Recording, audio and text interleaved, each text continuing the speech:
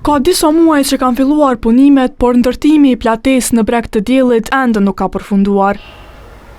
Banorët ndërkas që janë të pakënaqur me punë të lëna anash nga komuna. Po jesin gjyq keq, valla mi ndresh ma mirë.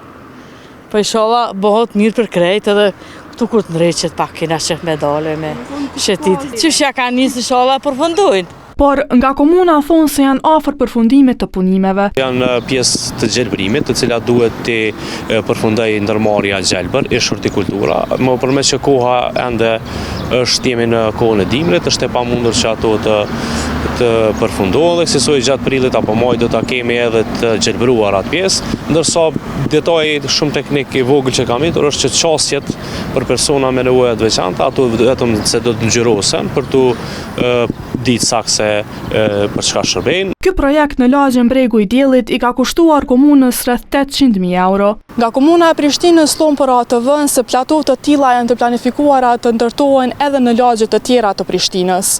Punime siç njoftoi komuna do të ketë në Lakrish dhe zona tek posta.